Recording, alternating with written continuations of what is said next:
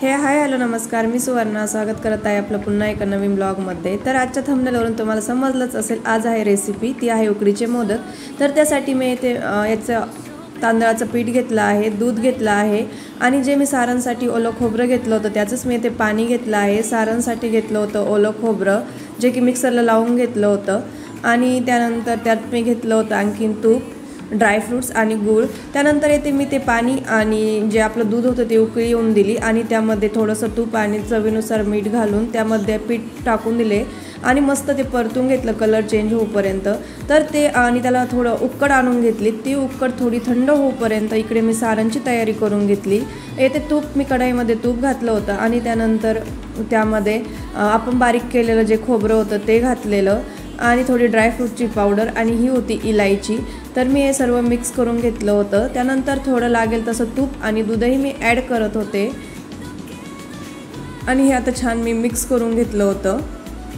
मी जसं की म्हटलं की मी लागेल तसं तूपही त्यात मिक्स करत होते, त्यात दूधही मी तसंच मिक्स करत होते आणि छान असं परतून घेऊन आपलं सारण मी तयार करून घेतलं होतं। त्यानंतर ते केलं दुसऱ्या वाटीमध्ये शिफ्ट आणि आता परत जी थंड झाली उकड आहे आपली जी तांदळाच्या पिठाची, तिला आता मऊसूत असं आपण करून घेऊया।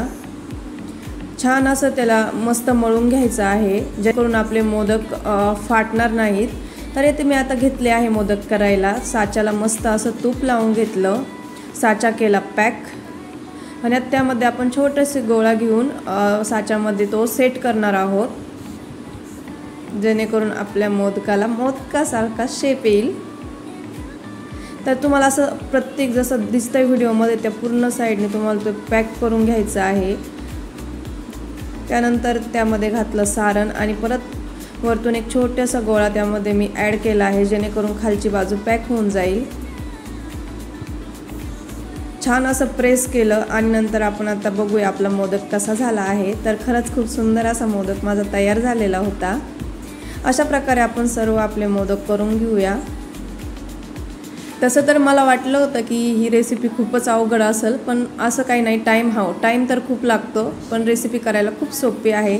मला येत नव्हती, पण मी माझ्या फ्रेंडला विचारून ही रेसिपी तिच्याकडनं विचारून शेवटी कंप्लीट केली। मला करायचीच होती, जेणेकरून बाप्पाला हे मोदक खूप आवडतात। तर बघा आपला दुसरा मोदक एकदम सुंदर असा शेपमध्ये निघला आहे। अशा प्रकारे मी सर्व असे मोदक ते तयार करून घेतले। किती छान दिसताय ते मोदक। त्यानंतर आपण ते मोदकांना जसे उकडीचे मोदक म्हणतात तसंच त्याला उकड आणणार आहोत।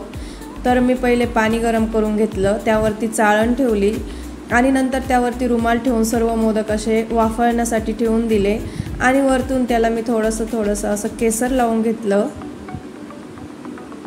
आणि नंतर आपण 5 ते 10 मिनिट असे त्याला झाकून ठेवून त्याची वाफ काढून घेणार आहोत। नंतर वाफ निघाल्यानंतर आपण त्याला करणार दुसऱ्या प्लेटमध्ये शिफ्ट।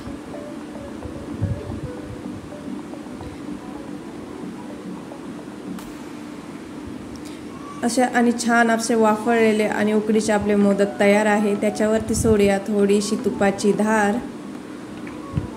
आणि बघा आपले मोदक तयार आहेत। खरंच किती सुंदर दिसतात, खरंच खूप छान लागतात हे मोदक।